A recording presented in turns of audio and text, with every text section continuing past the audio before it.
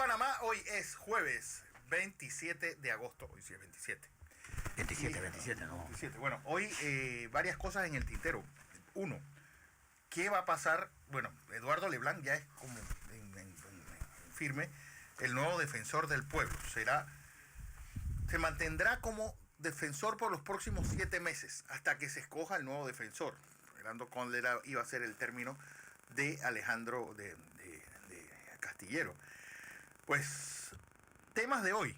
Uno, pues los centros comerciales pidiendo que les adelanten esa apertura.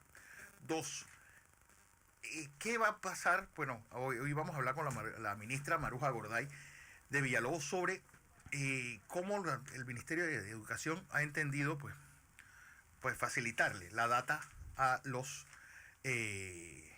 alumnos y profesores.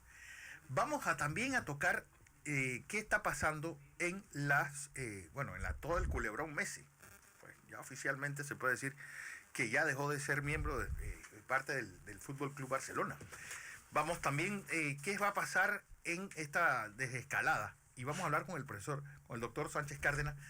¿A qué se ha debido esa reducción pues importante de casos diarios y pues una especie de holgamiento en las camas en cuidados intensivos y en salas de hospitales? Pues, ¿qué se está haciendo bien en nuestra política hacia el COVID? Y sobre todo, ¿podremos conseguir esa inmunidad de rebaño pues antes del 12 de octubre para que no volvamos a tener este desafortunado rebrote pues, que tiene varios países pues echando para atrás sus políticas? ¿Podremos hacer lo que hace Colombia? Bogotá ha sectorizado los casos y los ha realizado a cuarentenas en barrios exclusivamente donde haya pues un número importante de casos. Así que eso es lo que tenemos por hoy. Don José. Buenos días, Fernando. Buenos días a toda nuestra audiencia que nos sigue por Radio Encanto, Blue Continente y por televisión en Next TV, Canal 21. Muchas cosas que compartir con ustedes, muchas cosas que contarles. Lo primero, Fernando, qué día más maravilloso el de ayer. Parecía como un verano adelantado. Ojalá no se meta el invierno tan temprano. No, el verano tan tampoco. La estación seca, pero bueno, no tan el temprano. culantro, pero no tanto. Sí, bueno, el día fue hermoso el día de ayer. Bueno, igual que esta mañana. Sí, y amaneció el día hermoso, uno de esos amaneceres, Fernando, que vale la pena ver. Yo creo que tiene que ver también con ese huracán Laura y esa tormenta tropical, limpió todo. Limpió todo el Caribe, sí. Se llevó nubes. Hoy, por ejemplo, la provincia de Herrera, sol radiante y con pronóstico de pues algunas lluvias dispersas para la tarde. El Golfo de Panamá y toda la provincia de Panamá tenemos lluvias en la tarde, es el pronóstico. Vamos a tener una mañana soleada, así que a disfrutar y tomar vitamina D, por lo que puedan.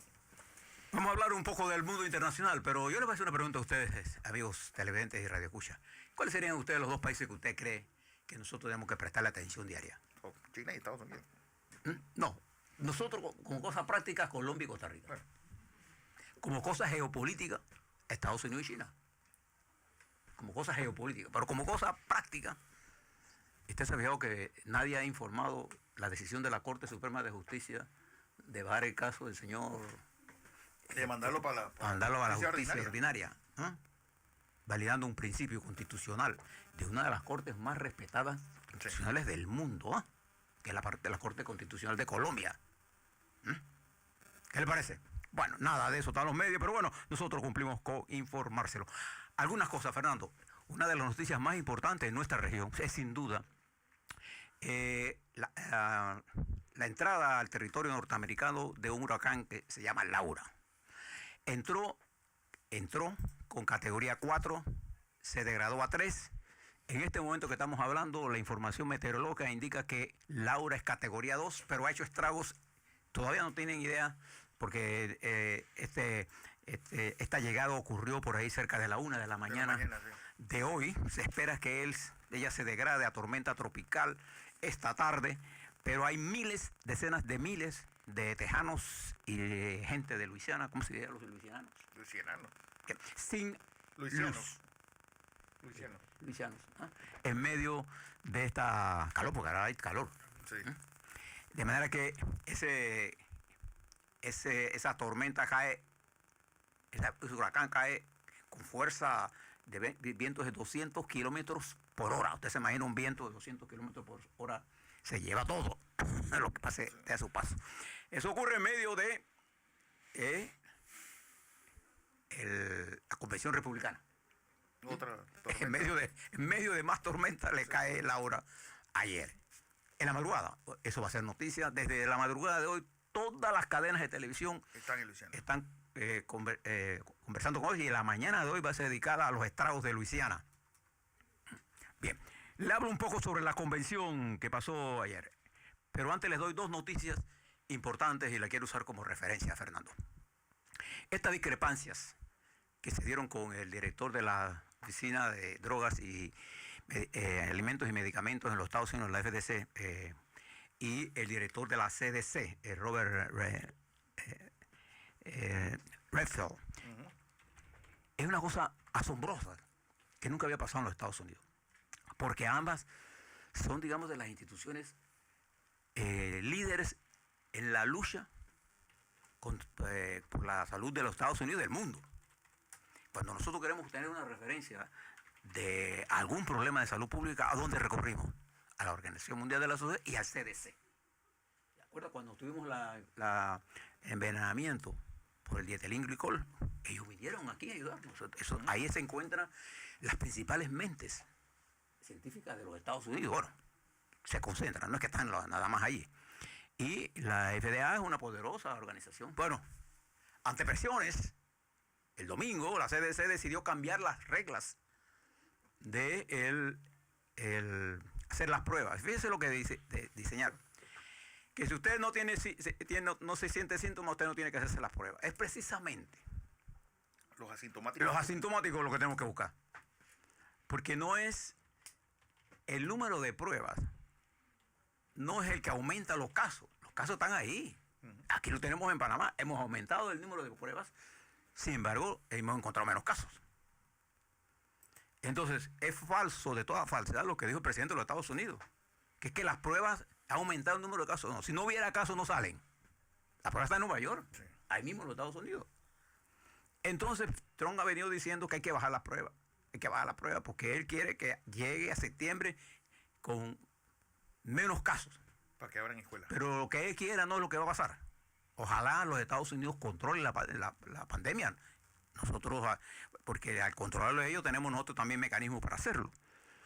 Pero bueno, esa es una situación muy seria. Y ahora el CDC está bajo la lupa. Una fuente del CDC informó a las cadenas de televisión de los Estados Unidos, no solamente a CNN, sino el New York Times, que habían recibido de presiones desde lo más alto del gobierno. Cosa que negó el almirante Brett Kirair, que es el responsable de las pruebas. En medio de un incremento de casos en las universidades de los Estados Unidos, en un medio de incremento de los casos en niños, con la apertura de las escuelas.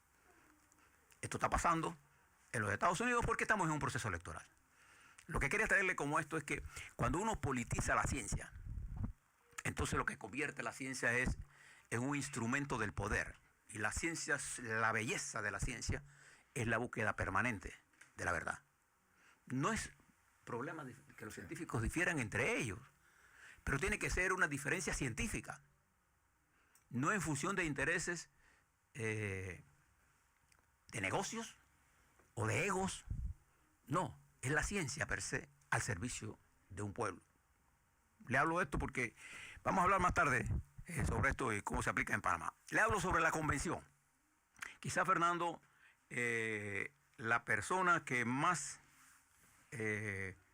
ahora, yo le dije ayer que un periodista, un escritor norteamericano del New York Times, uno de los columnistas, sí, bueno, se llama Thomas Friedman, es uno de los mejores periodistas norteamericanos, que hablaba del temor que él tenía de que el presidente de los Estados Unidos esté declarando que si él gana, está bien el sistema, pero que si él pierde, hay fraude.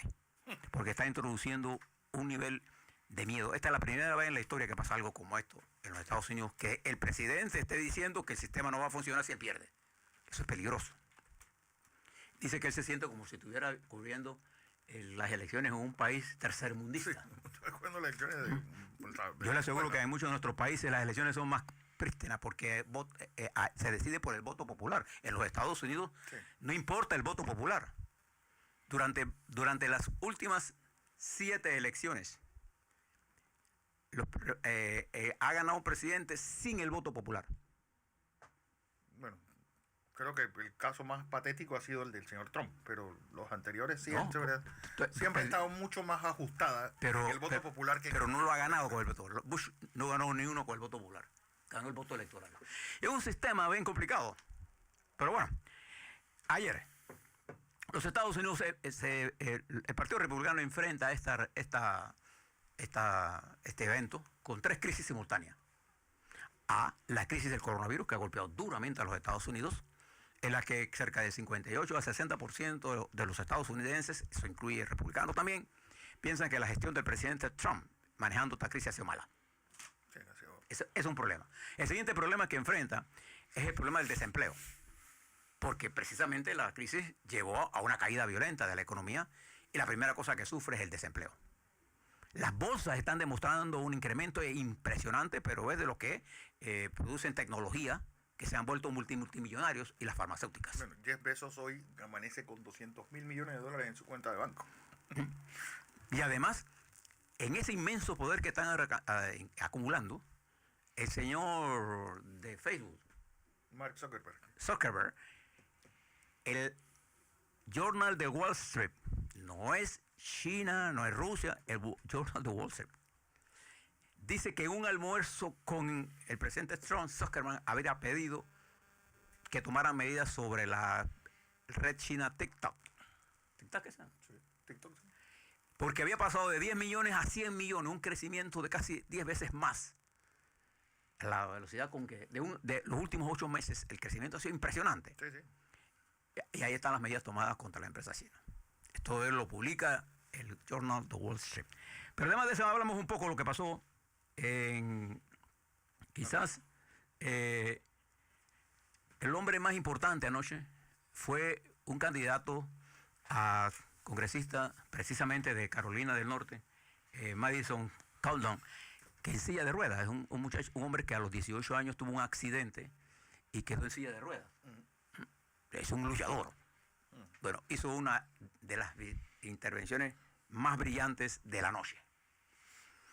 El otro que hizo lo que tenía que hacer según él, Pence, que puede gritar a voz Mission Accomplished, porque él se dedicó a demostrarle a Trump que es el hombre más fiel que Trump tiene.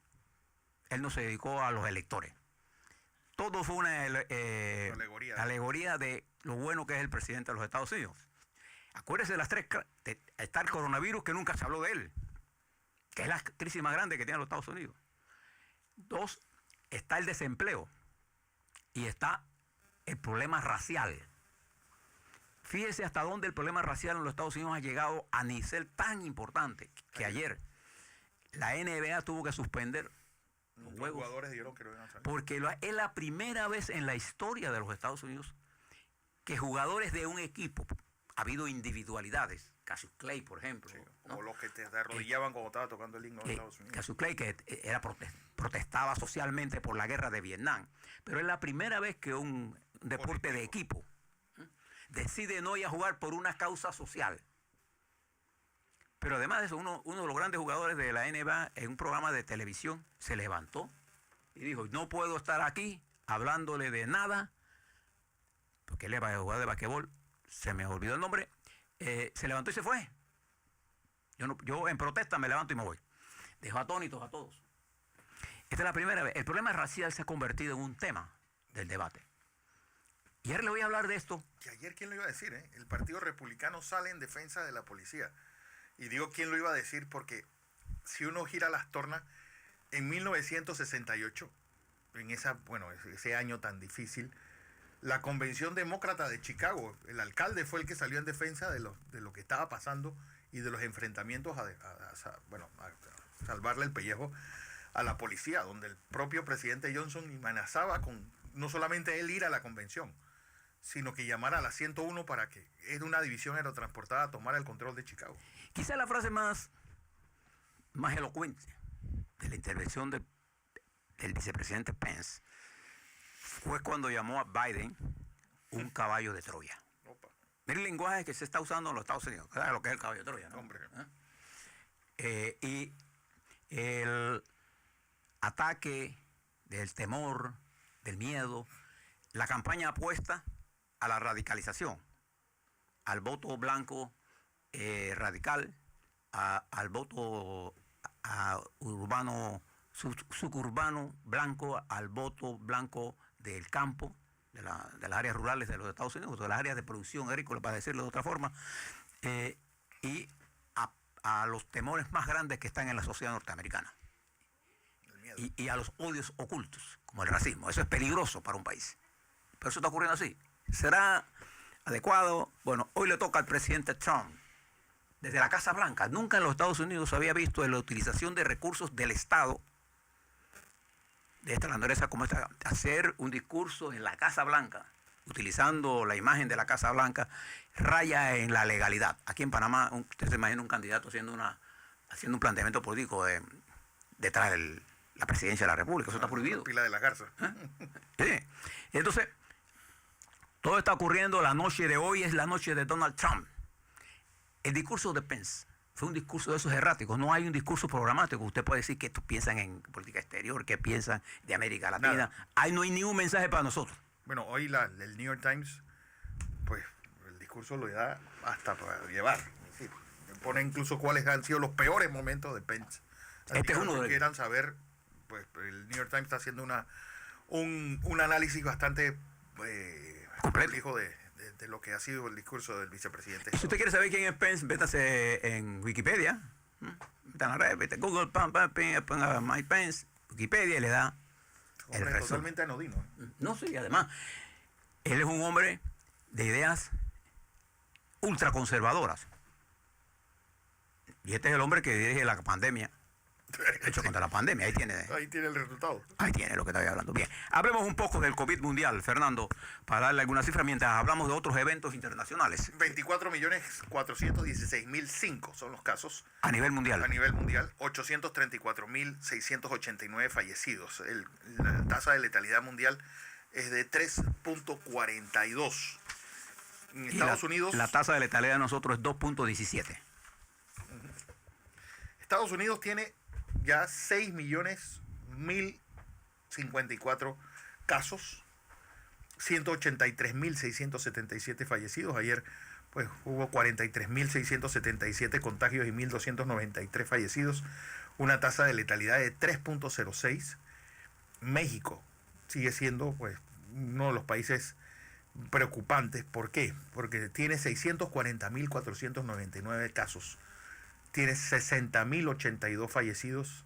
Su tasa de letalidad es de 10.32. Es la más alta del mundo. Es la más alta del mundo. Brasil, 3.717.156 casos. 117.665 fallecidos. Una tasa de letalidad de 3.17. Yo quiero también llamar la atención de Costa Rica. Costa Rica tiene 36.307 casos. Pero casos activos, 22.604. Para hacerles una comparación, nosotros hemos tenido 89.082 casos, pero tenemos 23.555 casos activos. Bien, las cifras y las curvas sobre Panamá se las vamos a presentar a Fernando en el otro escenario dentro de unos minutos. Le voy a dar unas 4 noticias rápidamente en los minutos que nos quedan para darle este vistazo del mundo. La confrontación China a los Estados Unidos sigue tomando calor. Ayer el Departamento de Tesoro de los Estados Unidos emitió unas sanciones sobre 14 empresas chinas, 24, perdón, empresas chinas, que según ellos estuvieron participando en construcciones militares en lo que llaman el mar de la China, en una zona en conflicto, en abierta violación a cada las normas del comercio mundial, para que ustedes sepan. ¿Cuántas compañías de los Estados Unidos tendría que demandar por haber hecho aviones que bombardearon otros países, pues? Fíjense lo que está pasando. Y esto es lo que crea más incertidumbre. ¿Okay? Pero además de eso, emitieron una condena, unas sanciones contra el instituto ruso que probó la vacuna rusa. Que es uno de los más, se puede entender por qué. es uno de los más prestigiosos del mundo. Es alguien que ha estado haciendo vacunas desde hace tiempo. años. Usted puede estar a favor o en contra de Rusia, eso no es el punto de nosotros. El punto es que se tomó esa decisión. Y entonces ha aumentado el nivel de incertidumbre y, claro, la idea de esto es que ha crecido mucho el poder de las empresas tecnológicas de los Estados Unidos, pero no ha resuelto el problema de los trabajadores de los Estados Unidos, ni el ingreso de los trabajadores de los Estados Unidos. Esa es una realidad que se encuentran hoy, es una situación más compleja. Pero además de eso, ayer también el Banco de México oficialmente ofreció al mundo la posición que ellos consideran de México. Y recuerden que el Banco de México es esa expresión, porque es el Banco Central. Dice que en 3 escenarios de la caída en B, ¿se acuerda? Es una de las formas de mirar la recesión. La recesión en B es que podría rebotar. Hay en W, en L, hay en L, en fin. El modelo en V da una caída vertiginosa en un rango, dice el Banco Central mexicano, entre una caída de menos 4% a menos 12,8%. Para un promedio de un escenario más probable de una caída del Producto Interno Bruto entre 8 y 9%. La recuperación del levantamiento de esa V para el próximo año, en 21, podría ser de entre 1,6% y 5,5% con un promedio de 4,8%. Lo que significa para ellos la situación más grave de los últimos 100 años del comportamiento de la economía mexicana. De los últimos 100 años. Así que está incluida Préstenle atención a lo que digo. México es uno de los países más importantes para nosotros en materia de comercio. Presten atención a la situación que se está generando entre Grecia y Turquía. Turquía acaba de anunciar hace unas horas, acuérdense que ya hay 6 horas de diferencia, acaba de anunciar que extiende el mar territorial a 6 millas náuticas más, de 6 a 12. Y llega a donde están los yacimientos que Turquía dice que son de ellos. Y se mueve la flota turca, y la flota turca griega. Y ambos países son miembros de la OTAN. Pero por cierto, que no solamente eso, sino que la flota griega está acompañada por barcos de varios países de la OTAN. Entonces, allí se está generando un conflicto de importancia geopolítica. Estamos hablando del Mediterráneo. El Mediterráneo oriental. Exactamente. Sí, que estamos hablando de la costa de Siria y un montón de... Estamos hablando de la salida de por ahí pasan los barcos que pasan... hacia la entrada del canal de Suez. Hacia el canal de Suez. Por ahí. Eso tiene una importancia para nosotros porque eso pone esa ruta en riesgo. Y al poner la ruta en riesgo aumenta, ¿sabe qué? El seguro de los barcos. Yo no sé si ustedes saben eso. Sí. Bien. Entonces nosotros tenemos que mirar esto para saber qué tenemos que hacer nosotros, porque nosotros somos parte de las rutas internacionales. Es un conflicto en desarrollo. No queremos que haya conflictos. ¿Sabe por qué? Porque los conflictos tienden, cuando son de esta naturaleza regional, a contraer la economía. A la vuelta nosotros vamos a hablarle sobre el COVID. En Panamá vamos a hablarle sobre una carta que tengo aquí de un ex congresista norteamericano al presidente de la Asamblea. Mi intención es conocer qué piensa el PRD de esta carta. Se la voy a leer para que usted vea lo que está pasando. Esto no es el Congreso de los Estados Unidos. No lo confundan. Este es representante de la Cámara de... Le voy a decir quién es y qué representa en los Estados Unidos. También vamos a hablar sobre la reapertura, el tema obligatorio. El tema obligatorio. Bueno.